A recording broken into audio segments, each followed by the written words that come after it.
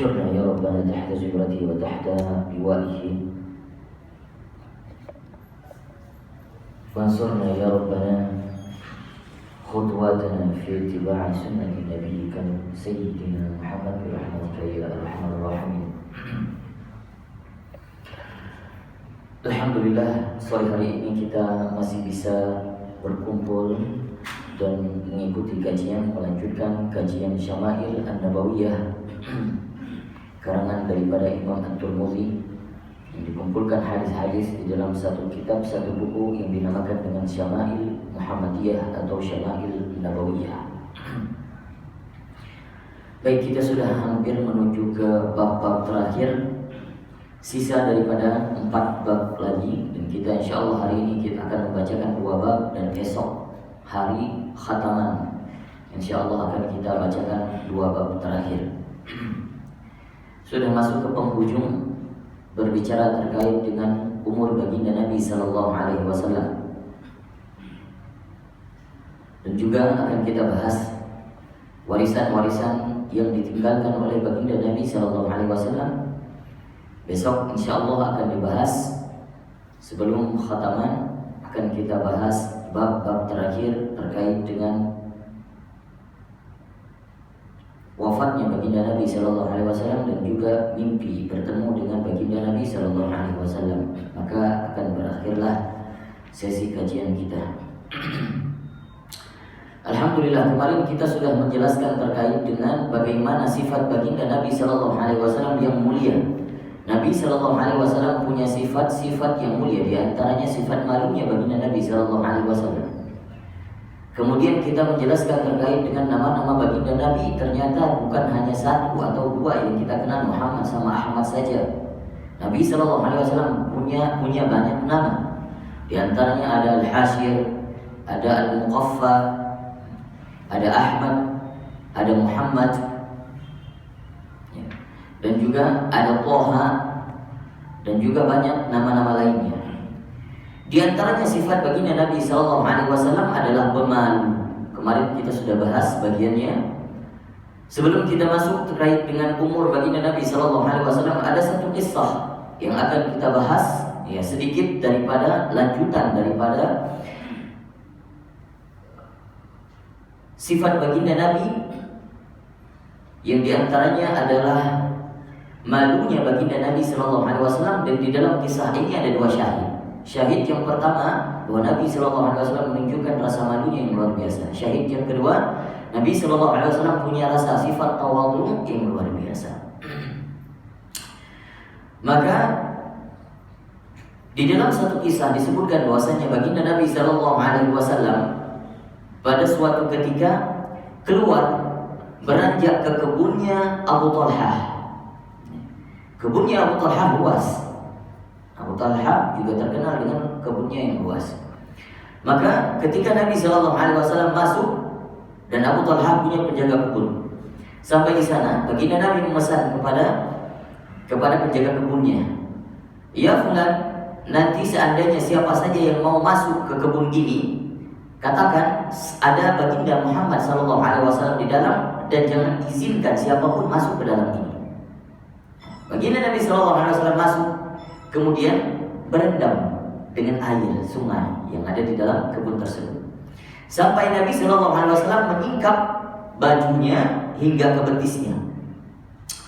Maka tak lama beberapa saat kemudian datanglah Sayyidina Umar, datanglah Sayyidina Abu Bakar, datang Sayyidina Abu Bakar, kemudian datang ke mencari baginda Nabi Sallallahu Alaihi Wasallam. Maka ada orang yang melihat baginda Nabi Sallallahu Alaihi Wasallam masuk ke dalam kebun Abu Talha. Sampai di kebunnya Abu Talha dijaga oleh tukang kebun. "Mau kemana ya Abu Bakar?" "Mau ketemu baginda Nabi Sallallahu Alaihi Wasallam." "Ya khair, baginda Nabi ada di dalam." Tapi Nabi berpesan, jangan ada yang mengganggu baginda Nabi Sallallahu Alaihi Wasallam di dalam. Maka kata Abu Bakar, itu yang lain. Nah, saya ini spesial, sahabat spesial, saya pasti diizinkan. Nah, kemudian ya udah, coba tanya kepada baginda Nabi dulu, apakah diizinkan apa tidak. Kemudian diminta izin oleh tukang kebun ini, maka baginda Nabi mengizinkan. Sambil seraya mendoakan kepada Abu Bakar As-Siddiq. Ini sahabat yang dijaminkan surga, dan juga beliau dikabarkan berita gembira. Kemudian singkat cerita, Abu Bakar masuk bersama baginda Nabi SAW, bercengkrama di dalam. Beberapa saat kemudian Umar ibn al-Khattab, kalau sudah kehilangan dua sahabat, lihat baginda Nabi tak ada, lihat Abu Bakar tak ada, wah ini ada sesuatu ini. Ya, saya tidak boleh ketinggalan berita, harus cari. Ternyata indikasinya berada di dalam kebunnya Abu Talha. Masuk Umar bin Khattab ke dalam, kata penjaga kebun, ya memang ada Rasulullah di sini, tapi Rasulullah berpesan tidak boleh ada yang mengganggu beliau di dalam. Maka itu kan yang lain, saya kan sahabat spesial, kata Umar bin Khattab. Ya udah, akhirnya diminta izin, sama halnya seperti Abu Bakar As-Siddiq, akhirnya diizinkan untuk masuk. Tak lama kemudian Nabi SAW masih dalam kondisi yang sama, menyingkap bajunya hingga ke lututnya, sehingga kelihatan betis baginda Nabi SAW. Tak lama, sesaat kemudian datang sahabat Sayyidina Utsman. Dengan hal yang sama, Sayyidina Utsman meminta izin, ya coba silakan cari minta izin kepada baginda Nabi, apakah boleh saya diizinkan untuk masuk? Maka Nabi SAW juga mengizinkan Sayyidina Utsman untuk masuk. Ketika tatkala Sayyidina Utsman masuk, Nabi SAW menurunkan bajunya, ya, tidak tersingkap betisnya. Apa syahid daripada kisah ini? Kemudian setelah Sayyidina Utsman beranjak pergi, Sayyidina Abu Bakar itu penasaran orangnya, kenapa baginda Nabi ketika kita masuk, saya Abu Bakar masuk bersama Sayyidina Umar, itu baginda Nabi biasa saja. Ketika Sayyidina Utsman masuk, berubah, ternyata pakaiannya dijulurkan. Ditanyakan, kenapa ya Rasulullah, engkau menjulurkan pakaianmu ketika Sayyidina Utsman masuk, padahal ketika kami masuk engkau biasa saja. Lalu Nabi SAW berkata, sesungguhnya jangankan aku adalah sebagai Rasulnya Allah, Allah Subhanahu wa Ta'ala sendiri malu dengan hambanya Sayyidina Utsman. Mengapa demikian? Karena Sayyidina Utsman terkenal dengan kewibawaannya yang luar biasa. Sayyidina Utsman terkenal dengan orang yang tidak kebelakang, itu cermat sekali, dan beliau adalah orang yang wibawanya luar biasa, nggak tertandingi, dan punya karakter khusus yang tidak dimiliki oleh sahabat-sahabat yang lain. Maka Nabi SAW ketika melihat Sayyidina Utsman merasa malu dengan Sayyidina Utsman, dengan sahabat yang lain biasa saja. Dan menunjukkan syahid yang kedua, Sayyidina Nabi SAW bagaimana memuliakan sahabat-sahabatnya. Maka itu merupakan tawadhu'nya baginda Nabi SAW. Tawadhu' itu bukan sikap yang merendah diri, sikap yang merendah diri di depan orang lain, tidak. Tawadhu itu di sini, di hati. Jadi ya kebanyakan sekarang ya, misalnya ya kita lihat di depan siapa saja, mau presiden mau orang besar, seakan-akan ya masya Allah tunduk. Ya. Ini sikap sebenarnya adab, tapi adab itu jangan berlebihan. Ya, kebanyakan sekarang berlebihan, apalagi sekarang beredar video-video itu ya, untuk menunjukkan ketawaduannya. Ya kadang juga banyak yang lebay, kadang kita geli lihatnya. Ada video yang saya lihat itu, wanita yang pertama dinikahkan, kemudian seakan-akan wanita itu tidak pernah bersentuhan dengan kulit mahramnya, dengan laki-laki lainnya, tidak mau bersalaman, geli, tidak mau salaman. Itu lebay, benar-benar lebay. Tawadhu itu bukan dari sikapnya. Kata Imam Hasan Al-Basri, tawadhu itu siapa saja yang keluar dari rumahnya dan merasa di hatinya, Pak, secara sikap tidak masalah, kelihatan oh ini orang biasa saja. Juga kita harus ditutupi rasa-rasa sifat-sifat yang baik itu, harus benar-benar tawadhu itu. Bahkan orang yang tawadhu menutupi rasa ketawadhuannya, itu benar-benar tawadhu. Maka tawadhu itu di hati. Apa kata Imam Hasan Al-Basri? Orang yang tawadhu ketika keluar dari rumahnya, maka menganggap seluruh makhluk, bukan manusia saja, seluruh makhluk yang ada di luar itu lebih mulia daripada dia. Nah itu tawadhu namanya. Tawadhu di depan orang-orang yang terkadang sikap yang ditunjuki, bahkan khianat Riya yang paling besar, yang paling berkhianat, orang yang paling berkhianat riyanya menunjuki rasa ketawaduan tapi riya. Nah ini hati-hati. Itu riya yang paling besar. Nah, maka hati-hati dalam bersikap, harus bijak dalam bersikap. Jangan sampai nanti biar kelihatan tawadu di depan asatid, di depan ustaz, di depan orang lain sama orang tuanya kagak. Nah, ini waliyadzubillah. Tawadu itu di hati. Bersikap biasa saja, sebagaimana biasanya. Ada orang, nggak ada orang, kita begitu. Ini jangan bersikap di luar daripada kesendirian kita. Tawadhu itu di mana Anda sendiri begitu dengan Allah, juga di depan umum begitu Anda dengan Allah. Maka semuanya itu ikatannya dengan Allah, bukan sama manusia. Baik, kita masuk terkait dengan umur baginda Nabi sallallahu alaihi wasallam.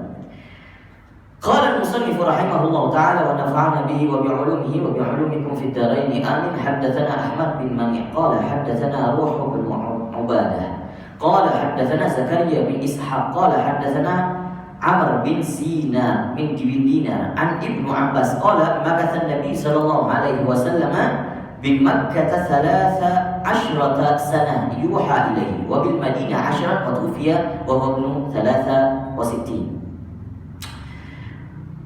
Yang populer di kalangan kita, baginda Nabi Sallallahu Alaihi Wasallam itu wafat di umur 63 tahun. Baik.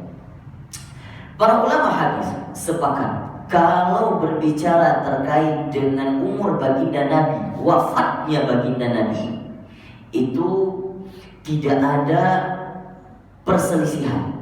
Sepakat sudah. Memang ada riwayat nanti mengatakan 65 tahun. Tapi daripada semua itu disimpulkan bahwa wafatnya baginda Nabi Sallallahu Alaihi Wasallam harus diambil satu keputusan 63 tahun. Ambil satu kesimpulan.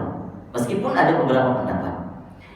Namun terkait dengan lahirnya baginda Nabi Sallallahu Alaihi Wasallam itu boleh para sejarawan, para muhadis yang mensyarahkan hadis-hadis Nabi Sallallahu Alaihi Wasallam lahir di 12 Rabiul Awal. Tapi itu boleh berselisih, tidak masalah, karena nggak ada hukum yang diambil di situ. Ya, ada yang mengatakan Nabi Sallallahu Alaihi Wasallam lahir di tanggal 9 Hijriah, 9 Rabiul Awal. Ada yang mengatakan 12 Rabiul Awal, tahun Hijriah, ya, tahun Amul Fil, tahun gajah. Ada yang mengatakan di tanggal 15, karena sesungguhnya masa Nabi Sallallahu Alaihi Wasallam saat itu belum ada penanggalan Hijriah. Betul atau tidak? Betul. Penanggalan itu mulai kapan? Ketika Umar bin Khattab naik menjadi khalifah, baru jasanya untuk membuat tanggal kalender Hijriah umat Muslim. Nah, jadi sekarang banyak perselisihan antara lahirnya baginda Nabi tidak masalah. Tapi kalau wafatnya baginda Nabi ini menjadi satu hukum. Kenapa? Terputusnya wahyu di situ. Jadi tidak boleh berselisih paham. Maka harus bersepakat. Ini para muarikh, para sejarawan, para muhadis bersepakat. Baginda Nabi Sallallahu Alaihi Wasallam, yuk kita satukan pendapat baginda Nabi meninggal di tahun 63. 63 umurnya. Umurnya baginda Nabi di 63 tahun. Ada yang mengatakan 65 tahun. Kita lihat nanti. Maka hadis dari Ibnu Abbas dikatakan Nabi Sallallahu Alaihi Wasallam menetap di Makkah, menetap di Makkah selama 13 tahun. Apa maksudnya ini? Yuha ilaihi, setelah diangkat menjadi nabi. Sebelum diangkat menjadi nabi, 40 tahun sudah berada di Makkah. Umur 40 tahun dilantik menjadi nabi, kemudian tetap menetap di Makkah selama 13 tahun. Selanjutnya hijrah ke Madinah 10 tahun. Maka total baginda Nabi itu hidupnya 40 tambah 13 tambah 10, 63 tahun. Haddatsana Muhammad bin Bashar qala haddatsana Muhammad bin Ja'far an Syu'bah an Abi Ishaq an Amir bin Sa'id an Jarir an Muawiyah annahu sami'a yakhutbu qala mata Rasulullah sallallahu alaihi wasallam wa huwa ibnu 63 wa Abu Bakar wa Umar wa ana ibnu 63. Ini juga riwayatnya sama, diberikan riwayat oleh Muawiyah. Muawiyah mengatakan bahwasanya Nabi Sallallahu Alaihi Wasallam itu meninggal pada umurnya yang ketiga dan 60, artinya 63 tahun. Hadatsana Husain bin Mahdi al-Basri qala hadatsana Abdul Razzaq an Jurair an Az-Zuhri an Urwah an Aisyah, dari Sayyidah Aisyah mengatakan anna Nabi sallallahu alaihi wasallam mata wa huwa ibnu 63 sana, tidak ada khilaf, tetap masih 63 tahun. Hadatsana Ahmad bin Mani wa Yaqub bin Ibrahim ad-Dawraqi qala hadatsana Ismail bin Ali Ulayyah an Khalid al-Hadza qala anba'ana Ammar maula Bani Hashim qala sami'tu Ibnu Abbas, dari Ibnu Abbas juga hadis ini dikatakan tuwfiya Rasulullah sallallahu alaihi wasallam wa huwa ibnu 65. Dari Ibnu Abbas hadis ini, riwayat ini mengatakan Nabi sallallahu alaihi wasallam itu wafat di umur 65. Padahal tadi yang kita bacakan pertama sekali Ibnu Abbas mengatakan 63. Sekarang kok katanya 65. Ini cuma digenapkan saja oleh Ibnu Abbas. 63. Ya, khairlah biar mudah diingat 65 lah. Gitu. Karena sama-sama dari Ibnu Abbas. Pertama Ibnu Abbas mengatakan 63, kedua 65. Itu tidak ada khilaf, tidak ada kontradiksi antara keduanya. Hanya diberikan persyarahan oleh muhaddits, ini digenapkan saja oleh Ibnu Abbas. Hadatsana Muhammad bin Bashar wa Muhammad bin Aban qala hadatsana Mu'adz bin Hisham qala hadatsani Abi an Qatadah an Hasan an Darfal bin Handalah, dari Handalah anna Nabi sallallahu alaihi wasallam qubida wa huwa ibnu 65. Ini juga dari Handalah dikatakan Nabi sallallahu alaihi wasallam ketika dicabutkan nyawanya wa huwa ibnu 65, dan dia beliau berumur 65 tahun. Qala Abu Isa, kata Imam At-Tirmidzi, wa Darfal la na'rifu lahu sama'an min Nabi sallallahu alaihi wasallam wa kana fi zaman Nabi sallallahu alaihi wasallam. Maka Darfal dikomentari oleh sahibul kitab ini yang Abu Isa At-Tirmidzi dikatakan Darfal tidak kami ketahui mendengar dari Nabi sallallahu alaihi wasallam di masa Nabi sallallahu alaihi wasallam. Artinya ini Darfal tidak bertemu dengan para sahabat, bukan lahir di zaman Nabi. Ya, artinya ada riwayat, ada kecacatan di dalam hadis ini. Yang mengatakan 65 tahun ada kecacatan di dalam hadisnya. Kalau tadi riwayat dari Ibnu Abbas bukan cacat, tapi Ibnu Abbas hanya menggenapkan saja. Hadatsana Ishaq bin Musa al-Ansari qala hadatsana Ma'an hadatsana Malik bin Anas an Rabi'ah bin Abi Abdurrahman an Anas bin Malik annahu sami'ahu yaqul kana Rasulullah sallallahu alaihi wasallam laysa biqawil. Ini sudah kita jelaskan, kita baca saja bahwa dari Anas bin Malik dikatakan Nabi sallallahu alaihi wasallam perawakannya tidak terlalu tinggi dan juga tidak terlalu pendek, sedang-sedang saja. Wala bil qasir wala bil abyadil amhaq, dan juga kulit baginda Nabi sallallahu alaihi wasallam tidak terlalu putih dan juga tidak terlalu wala bil adami, tidak terlalu hitam, sedang-sedang saja.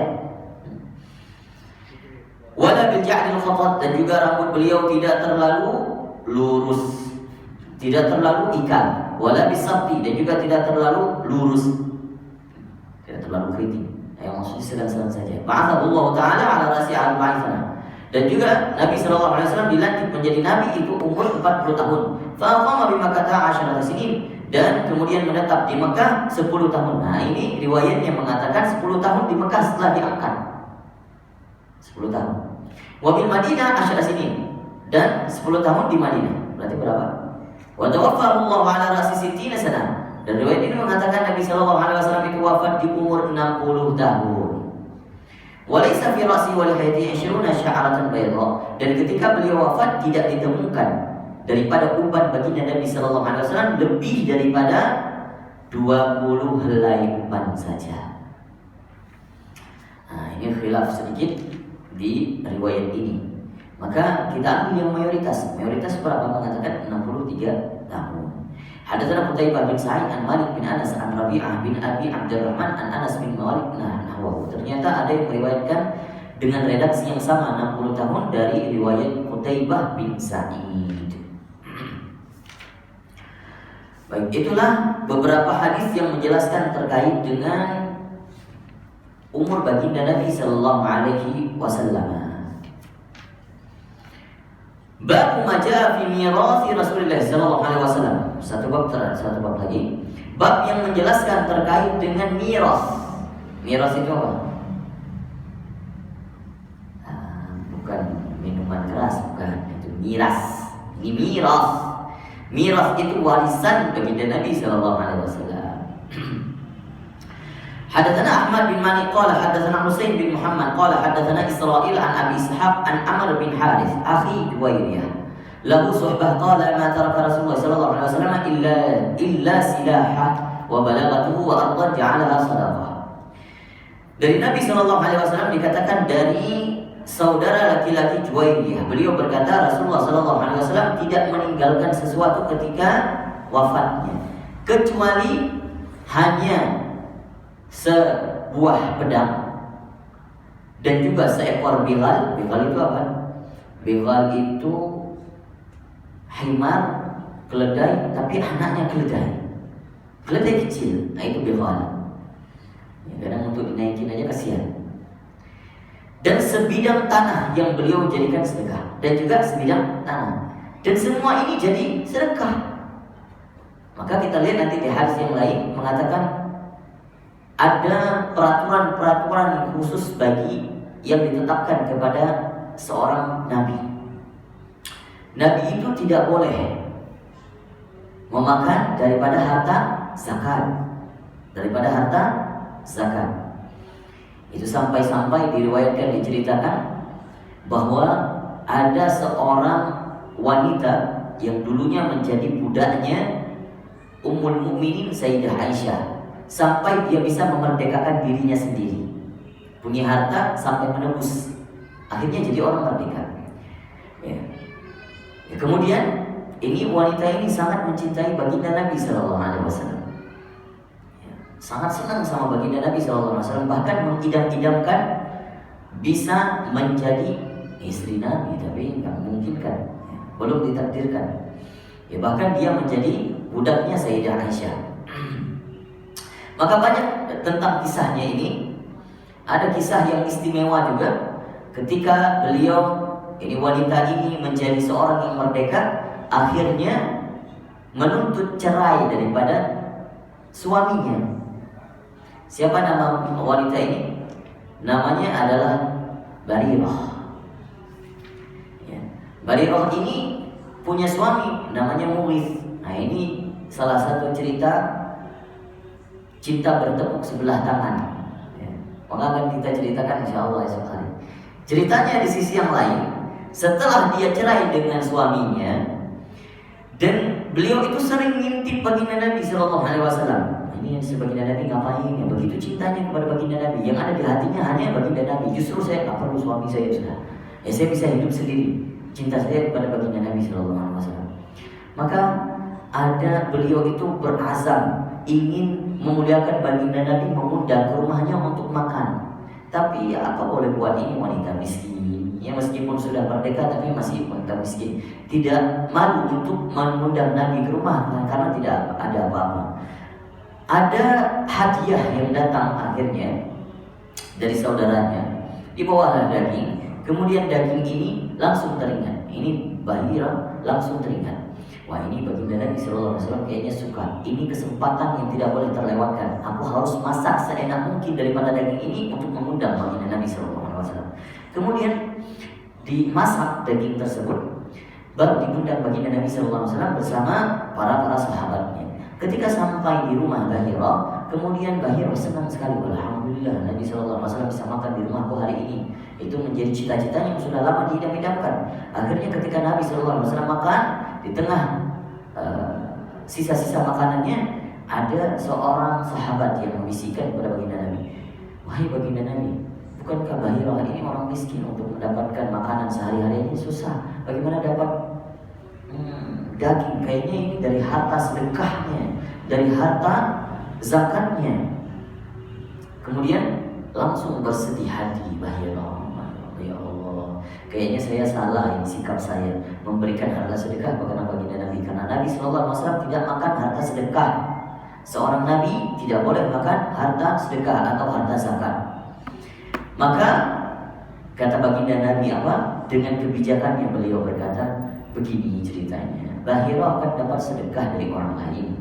Maka ketika dia sudah dapat sedekah, ini daging miliknya, tapi beliau menghadiahkan kepada saya, memasak sehingga saya boleh makan hadiah. Hadiah boleh, kalau sedekah tidak boleh. Nah, maka karena itu Bahira merasa senang. Ini disenangi hatinya oleh baginda Nabi Sallallahu Alaihi Wasallam. Dan yang lain juga ketetapan yang lain kepada baginda Nabi Sallallahu Alaihi Wasallam, seorang Nabi diwafatkan, ketika wafat harus dimakamkan di mana di tempat beliau menetap dan di mana beliau biasanya tidur, di ranjangnya, di bawah ranjangnya. Itu ketetapan-ketetapan yang berlaku kepada Nabi Sallallahu Alaihi Wasallam. Ya, lain halnya kalau kita lihat itu Sayyidina Sulaiman alaihi salatu wassalam, beliau sampai wafatnya saja tidak tahu semua makhluknya, sampai tongkatnya sudah dimakan rayap baru ketahuan. Ya, jin aja nggak tahu ini Nabi Sulaiman sudah wafat. Maka juga Nabi Shallallahu Alaihi Wasallam ketetapan lainnya tidak boleh meninggalkan warisan, tidak boleh meninggalkan warisan. Jadi yang ditinggalkan oleh Nabi silaha, pedang, dan juga bighal tadi anak keledai, itu semuanya disedekahkan, jadi harta sedekah. Dan juga sepetak tanah itu juga merupakan sedekah, kecuali yang beliau titipkan sebagai upah untuk istrinya, itu sudah. Selain daripada itu setelahnya menjadi sedekah. Hadatsana Muhammad bin Musanna qala hadatsana Abu Walid qala hadatsana Muhammad bin Salamah an Muhammad bin Amr an Abi Salamah an Abi Hurairah qala ja'at Fatimah ila Abi Bakar. Pada suatu hari datanglah Sayyidah Fatimah kepada Abu Bakar. Faqalat man yarisuka. Nanti kalau seandainya engkau meninggal wahai Abu Bakar, kepada siapa engkau mewariskan hartamu? Faqala ahli wa waladi. Aku mewariskan kepada keluargaku dan anak-anakku, kata Abu Bakar. Faqalat mali la arisu abi. Bagaimana dengan nasibku ya Abu Bakar? Aku tidak mendapatkan warisan daripada bapakku. Qala Abu Bakar, berkata Abu Bakar, sami'tu Rasulullah sallallahu alaihi wasallam yaqul. Ini mungkin Sayyidah Fatimah belum pernah mendengar hadis ini, belum pernah mendengarkan keterangan ini, maka dijelaskan oleh Abu Bakar. Maka saya pernah mendengar Rasulullah sallallahu alaihi wasallam pernah berkata, la nurasu. Kami para anbiya tidak meninggalkan warisan. Walakinni a'alu man kana Rasulullah sallallahu alaihi wasallam. Namun aku akan menanggung kehidupan orang-orang yang ditanggung oleh Rasulullah sallallahu alaihi wasallam. Yuk, diperlihat-lihatkan. Perhatikan, Sayyidina Abu Bakar yang luar biasa. Ketika Rasulullah sallallahu alaihi wasallam wafat, ternyata anak-anak baginda Nabi dan juga cucu-cucu baginda Nabi, siapa yang menafkahi? Sayyidina Abu Bakar radhiyallahu anhu. Wa unfiqu ala man kana Rasulullah sallallahu alaihi wasallam yunfiqu alaihi. Maka aku akan menanggung dan beri nafkah kepada orang-orang yang diberi nafkah oleh beliau. Cucu-cucunya termasuk semuanya.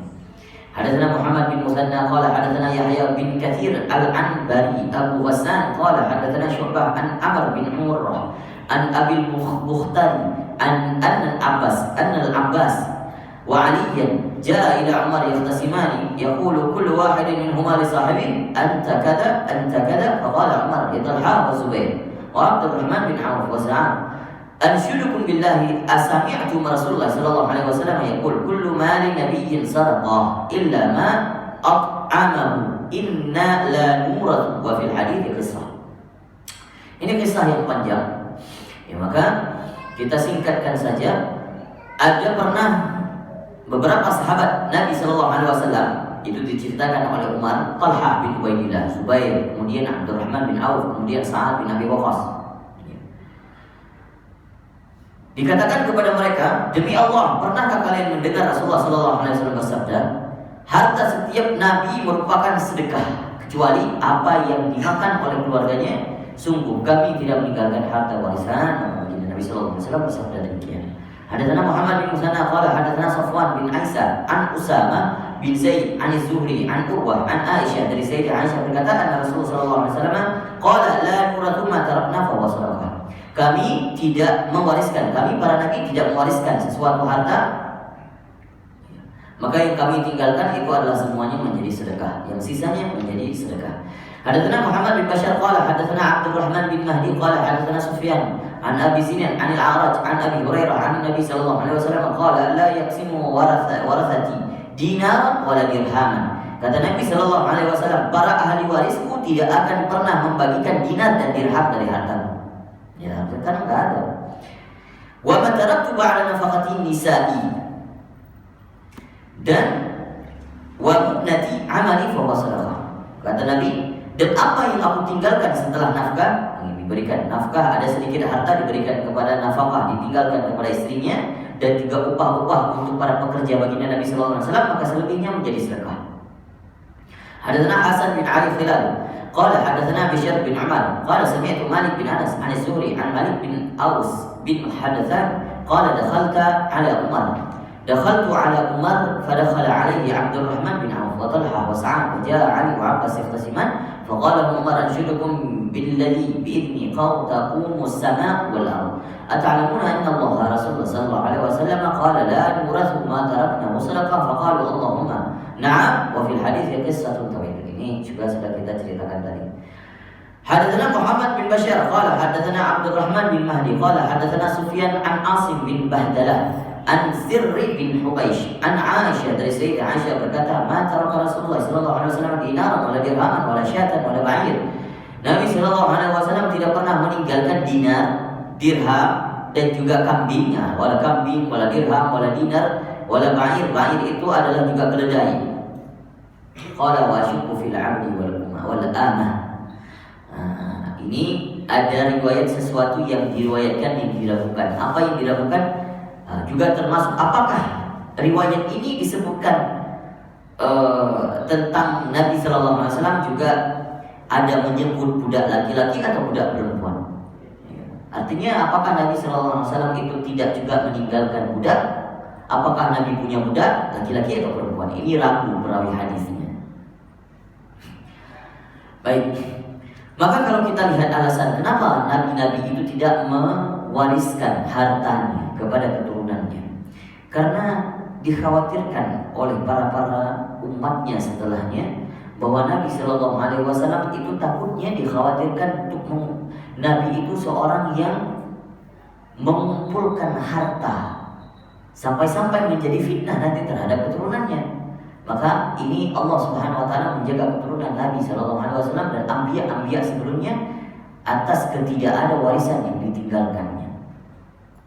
Dan juga Abu Hurairah pernah menceritakan begini, Nabi Shallallahu Alaihi Wasallam itu tidak pernah meninggalkan warisan, tapi pernah diceritakan ini Abu Hurairah iseng pergi ke tengah-tengah kota ketika wafat baginda Nabi Shallallahu Alaihi Wasallam. Setelah wafat baginda Nabi, iseng ke tengah-tengah kota mengatakan begini di tengah pasar, oi orang-orang pasar semuanya, ada harta warisan baginda Nabi di masjid.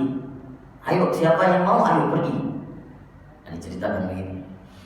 Orang bergegas, ya Nabi Sallallahu Alaihi Wasallam ada harta warisannya, ayo kita lihat. Bukan karena untuk merampas, bukan, tapi karena ingin mengambil ta'aswur, ingin mendapatkan bagian daripada sedikit yang Nabi punya. Ya. Datang ke masjid, ternyata apa yang dilihat oleh orang-orang ini di masjid, orang sholat sunnah, orang ngaji. Lagi waktu itu lagi dibahas terkait dengan hukum-hukum fikih, ya, harta jual beli. Kemudian dilihat orang lain ternyata lagi zikir. Terus balik kecewa ini orang. Akhirnya ketemu dengan Abu Hurairah. Ya Abu Hurairah, kenapa engkau mengatakan ada warisan? Mana warisan? Di masjid tidak ada. Maka kata Abu Hurairah, engkau tahu sebaik-baik warisan apa yang kau lihat di dalam masjid? Aku lihat orang yang sholat, orang ngaji, orang zikir. Terus bukankah sebaik-baik warisan yang ditinggalkan oleh Nabi kita adalah ilmu? Maka Nabi Sallallahu Alaihi Wasallam meninggalkan hanya ilmu kepada umatnya.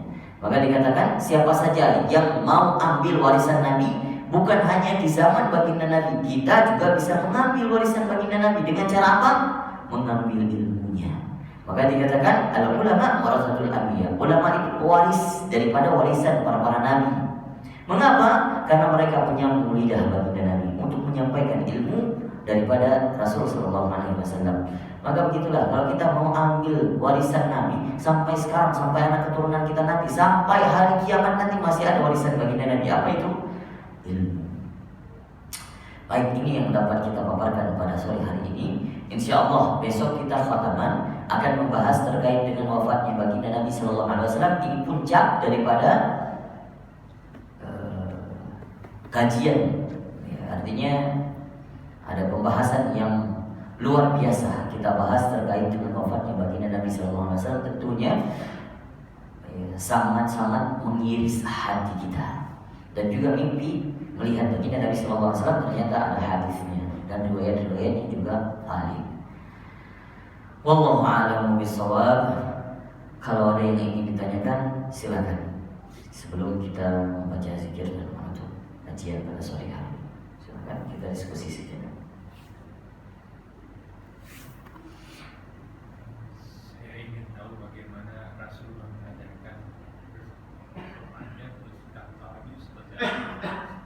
Karena seperti sekarang tinggal pada saat itu mungkin ada serata masyarakat yang ini bagaimana Nabi mengajarkan itu. Tentunya Nabi Shallallahu Alaihi Wasallam mengajarkan akan sifat-sifatnya, kebanyakan bukan dari kata-katanya, tapi dari perilakunya. Makanya kata para ulama, lisanul hal afsahu min lisanil maqal. Lisan yang berdakwah secara sikap itu lebih cepat bisa diserap oleh orang yang hanya berkoar-koar di mikrofon berdakwah, harus adab, harus beradab. Maka orang yang menyampaikan adab, terutama pertama sekali dianya harus beradab. Yang dilihat oleh para sahabat semuanya terkait dengan dakwah adabnya baginda Nabi, kebanyakan bukan dari qauliyah, kebanyakan bukan dari lisan, tapi dari perilaku baginda Nabi Sallallahu Alaihi Wasallam. Kalau kita kemarin sudah menjelaskan terkait dengan akhlak yang mulia baginda Nabi Sallallahu Alaihi Wasallam, Nabi tidak mencela, Nabi tidak mencaci, Nabi tidak pernah mengatakan kata-kata yang kotor. Bahkan diceritakan oleh Sayyidina Anas bin Malik yang sudah 10 tahun bekerja sama Nabi Sallallahu Alaihi Wasallam, itu bukan resign setelah 10 tahun, tapi karena Nabi Sallallahu Alaihi Wasallam wafat. Maka dari umur 8 tahun Sayyidina Anas sampai umurnya 18 tahun, Nabi Shallallahu Alaihi Wasallam belum pernah mengatakan, ini Anas bin Malik siapa asistennya, tapi belum pernah Nabi Shallallahu Alaihi Wasallam mengatakan, ya Anas kerjakan ini, ya Anas jangan engkau lakukan itu. Belum pernah sama sekali 10 tahun. Begitu mulianya akhlak baginda Nabi Shallallahu Alaihi Wasallam. Atau keluar daripada lisan baginda Nabi, enggak ada itu, sama sekali enggak ada diceritakan oleh Sayyidina Anas. Juga kita lihat akhlak juga para sahabat juga luar biasa. Jadi bukan hanya baginda Nabi saja begitu, karena Anas juga begitu. Kenapa? Anas juga belum diperintahkan sudah melaksanakan, belum dilarang sudah meninggalkan. Ya, artinya Anas ketika melihat, wah Nabi kayaknya pengen ini nih, langsung dilakukan. Jadi Nabi belum sampai, Anas tolong lakukan ini, bahkan mengatakan tolong saja tidak pernah. Begitu luar biasanya Sayyidina Anas juga khidmah terhadap baginda Nabi SAW. Dan juga baginda Nabi juga seakan-akan seandainya dia bisa melakukan sendiri, gak akan bisa memberatkan orang lain, gak akan memberatkan sahabatnya. Hatta Anas sendiri sebagai sudah mengabdi ya kepada baginda Nabi gak akan menyuruh. Itu bagaimana mulianya baginda Nabi. Juga kita menceritakan ketika Anas anak-anak umur 8 tahun 9 tahun sudah bekerja, diantar oleh orang tuanya untuk berkhidmah kepada Nabi Sallallahu Alaihi Wasallam, tinggal bersama Nabi. Kemudian pada suatu hari Nabi nyuruh Anas untuk beli sesuatu, dan itu disuruh pun karena baginda Nabi lagi ada kerjaan dengan para sahabatnya. Ya Anas beli sesuatu ini, aku beri keping duit, beli. Ternyata sampai dekat pasar, Anas anak-anak ketika ketemu dengan anak-anak lainnya main akhirnya main, sudah lama main, mana Anas ini nggak pulang-pulang. Dicari oleh baginda Nabi Sallallahu Alaihi Wasallam, sampai di dekat pasar ternyata kelihatan Sayyidina Anas lagi main. Namanya anak-anak ya, kadang waktu tidur namanya anak-anak ya. Main-main, apa yang dikatakan ketika melihat baginda Nabi, Anas gemetaran, wah ya Allah ini amanahnya belum aku sampaikan. Didekatin oleh baginda Nabi, ya Anas ya, mana keping duit? Ya ya Rasulullah, saya yang belikan. Enggak apa-apa, sini duitnya, biar saya yang belikan karena sudah dekat dengan pasar, kamu main aja, nanti setelah main pulang ya. Nah, Masya Allah, begitu mulianya akhlak baginda Nabi SAW. Tidak pernah kasar. Bahkan ada orang yang datang tidak di luar jam bertamu, diladenin oleh baginda Nabi. Meskipun Nabi SAW di dalam hatinya itu sudah merasa tidak enak, keluar raut wajah yang tidak enak dilihat oleh para sahabat ya. Dan juga bukan dengan sahabat-sahabatnya saja yang mengesalkan, musuh-musuh baginda Nabi ini diceritakan. Ada satu orang musuh baginda Nabi yang ingin membunuh Nabi, namanya Handolah ini ketika Fathu Mekah terjadi, Handolah melihat ternyata Nabi Sallallahu Alaihi Wasallam sudah sudah merubuhkan seluruh patung-patung semuanya. Maka Nabi Sallallahu Alaihi Wasallam saat itu melakukan tawaf di saat Nabi Sallallahu Alaihi Wasallam sendiri, tidak ditemani oleh sahabat-sahabatnya yang lain. Handolah melihat saat itu, ini kesempatan aku. Ini Handolah pembunuh bayaran. Diceritakan oleh Profesor Sayyid Ramadan Al-Muti di dalam salah satu dakwahnya, dikatakan ini Handolah seorang pembunuh bayaran. Ya, memang benci sekali dengan baginda Nabi. Kalau lihat nama Muhammad saja, mendengar nama Muhammad saja membara hatinya. Seakan-akan Muhammad kalau ketemu cincang-cincang. Meskipun saat itu sudah terbuka Fathu Mekah, sudah. Apa yang dilihat Handolah, ternyata Nabi SAW ada lagi tawaf. Ini kesempatan. Diasah pedangnya oleh Handolah dengan benar. Ini habis Muhammad hari ini, aku mendapatkan ganjaran yang luar biasa. Umar sudah melakukan itu terlebih dahulu dulu, tapi gak jadi. Ya, nah, akhirnya Handolah dengan cara yang sama diilustrasikan, artinya sudah dicetak, sudah di apa? Istilahnya begitulah, sudah direkayasa oleh Allah Subhanahu wa taala. Ketika sampai di depan baginda Nabi, Handolah diam-diam dari belakang ingin menusuk Nabi dari belakang. Ngintip-ngintip dulu, ada yang melihat, ada yang tidak. Ya, kemudian mengikuti Nabi Sallallahu Alaihi Wasallam. Nabi lagi tawaf, ya. Kemudian Nabi Sallallahu Alaihi Wasallam instingnya kuat, ya. Diberitahukan wahyu di dalam hatinya, ini ada Handolah di belakang. Padahal Nabi belum pernah ketemu dengan Handolah. Ada Handolah di belakangmu, namanya Handolah. Ini orang ingin membunuh. Nah, ini istilah. Ternyata Nabi Sallallahu Alaihi Wasallam diam-diam membatalkan tawafnya, berbalik arah. Tiba-tiba sudah ada di belakang Handolah. Handolah kaget, ya. Rasulullah. Ya.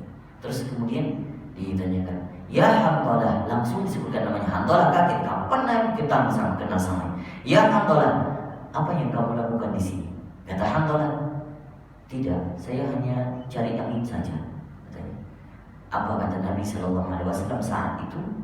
Nabi Sallallahu Alaihi Wasallam meletakkan di hatinya Handolah sambil berkata, Astaghfirullah ya Handolah, istighfarlah kepada Allah. Handolah kaget. Saat itu apa yang Allah masukkan di dalam hati Handolah? Subhanallah. Dimasukkan ke dalam hati Handolah rasa cinta, rasa rindu yang luar biasa kepada baginda Nabi. Bencinya hilang sudah. Ketika diletakkan tangan baginda Nabi, ada sesuatu yang merasuki kepala Handolah. Seakan-akan Handolah seperti orang mabuk, sudah diceritakan. Bahkan Handolah saat itu gemetaran sampai tidak bisa menyimpan niat buruknya untuk membunuh baginda Nabi. Justru niat itu merupakan sesuatu yang disesalinya.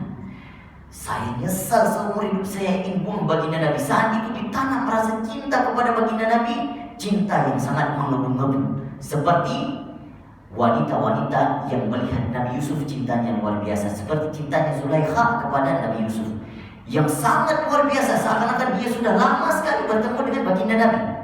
Akhirnya pulang ini Handolah ke rumahnya sambil seperti orang mabuk. Diceritakan teler ke sana, teler ke sini. Kenapa? Karena baru seakan-akan dirasukin oleh makhluk yang luar biasa. Saat itu tidak ada detik yang dilewati oleh Handolah kecuali di kepalanya hanya baginda Nabi Sallallahu Alaihi Wasallam. Sampai-sampai di tengah jalan, ini Handolah ahli maksiat sebelumnya. Kalau ketemu wanita, swimming, kerjaannya begitu. Maka saat itu ada wanita di samping jalan, banyak wanita-wanita Quraisy. Ya Handolah, godain kita dong, istilahnya begitu ya.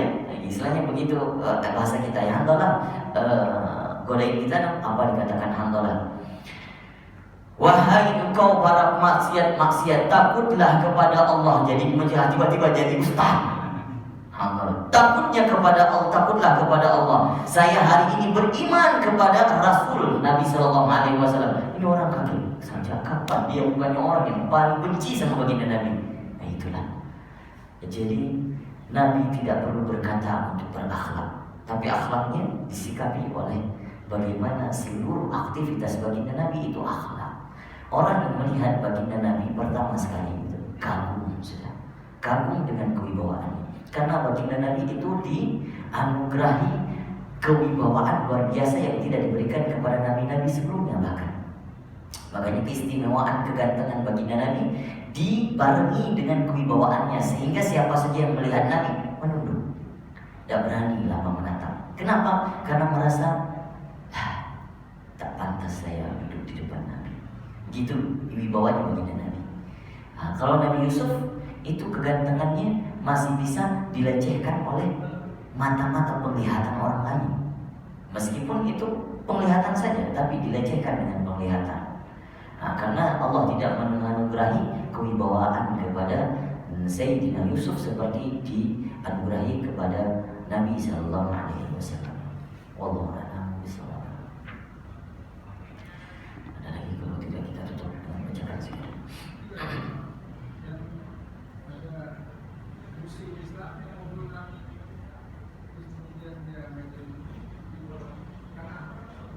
Suraqah bin Nawfal antaranya. Mengejar baginda Nabi Sallallahu Alaihi Wasallam karena ingin mendapatkan lelangan yang luar biasa. Siapa saja yang bisa membunuh Nabi maka dapat sekian. Sampai-sampai kudanya terperosok. Sudah di depan Nabi, kudanya terperosok, terberanjak ke dalam gurun pasir. Nabi Sallallahu Alaihi Wasallam sudah dilindungi. Waktunya wafat, waktu sudah ditentukan oleh Allah. Artinya siapa saja yang ingin bunuh, kita lihat bahwa jauh-jauh deh. Sayyidina Umar memang benar-benar kesel sudah. Ini gara-gara Nabi, gara-gara Muhammad katanya, gara-gara Muhammad bercerai-berai orang-orang suku Quraisy. Ya anak karena masuk Islam, ibunya akhirnya bertengkar. Itu gara-gara satu orang. Sudah saking keselnya ingin membunuh baginda Nabi. Tapi apa yang terjadi? Allah balikkan faktanya. Subhanallah. Sehingga siapa saja yang bertemu dengan Nabi yang dulunya benci, ketika melihat Nabi akan timbul rasa cinta kepada baginda Nabi, akan hilang rasa benci. Semoga Allah Subhanahu wa taala menampilkan mata-mata kita, meskipun mata ini penuh dengan maksiat. Kita minta kepada Allah, ya Allah, jadikan mata-mata ini mata yang bisa melihat keindahan wajahnya baginda Nabi Sallallahu Alaihi Wasallam. Jadikan tubuh ini, jasad ini bisa berdampingan dengan baginda Nabi Sallallahu Alaihi Wasallam meskipun maksiat kita luar biasa. Tak pantas rasanya kita mendampingi baginda Nabi, makhluk yang mulia yang dicintai Allah Subhanahu wa taala. Tapi Nabi Sallallahu Alaihi Wasallam lihat sudah jauh-jauh hari, jauh-jauh waktu, jauh-jauh tahun, 1400 tahun yang lalu sudah cinta kepada kita terlebih dahulu. Maka cinta kita bukan bertepuk sebelah tangan. Bahkan kita yang menepuk sebelah tangan cinta Rasulullah. Dari dulu Rasulullah sudah cinta sama kita, kita gak kenal sama Rasulullah siapa. Kalau enggak kita ngaji syama'il ini, mungkin kita gak tahu bagaimana sifat Rasulullah. Bahkan jarang sekali kita dengar, padahal itu Nabi kita. Nama Nabi saja kita gak tahu. Subhanallah. Padahal di dalam Islam itu ada 3 usul yang harus kita tahu. Pertama, sifat Allah dan sifat-sifatnya. Kedua, Islam, hukum-hukumnya. Dan ketiga, Nabi Sallallahu Alaihi Wasallam dan juga sifat-sifatnya. Itu seharusnya 3 usul ini harus kita tahu. Tapi sekarang apa yang banyak kita lalai? Nabi gak kenal. Hatta Islam pun belum secara menyeluruh, tak masalah. Tapi setidaknya kita kenal Allah, ya, belajar sifat-sifatnya, proses kenal juga dengan baginda Nabi Sallallahu Alaihi Wasallam. Baik, wallahu a'lam bishawab. Kita tutup dengan bacaan zikir. Asyhadu an la ilaha illallah wa anna Muhammadar Rasulullah. Astaghfirullah, as'alukal jannata wa a'udzu bika minan nar. Asyhadu an la ilaha illallah wa anna Muhammadar Rasulullah. Astaghfirullah, as'alukal jannata wa a'udzu bika minan nar. Asyhadu an la ilaha illallah wa anna Muhammadar Rasulullah. As'alukal jannata wa a'udzu bika minan nar. Allahumma innaka 'afuwwun karimun halimun tuhibbul 'afwa fa'fu 'anna. Allahumma innaka 'afuwwun karimun halimun tuhibbul 'afwa fa'fu 'anna. Allahumma innaka 'afuwwun karimun halimun tuhibbul 'afwa fa'fu 'anna ya karim. Bi rahmatika ya arhamar rahimin. Terakhir kita tutup dengan doa kafaratul akhirin. Subhanakallahumma wa bihamdika asyhadu an la ilaha illa anta wa nastaghfiruka wa natubu ilaik. Insyaallah kita ketemu besok di episode terakhir Syama'il Muhammadiyah Imam At-Tirmidzi. Assalamualaikum warahmatullahi wabarakatuh.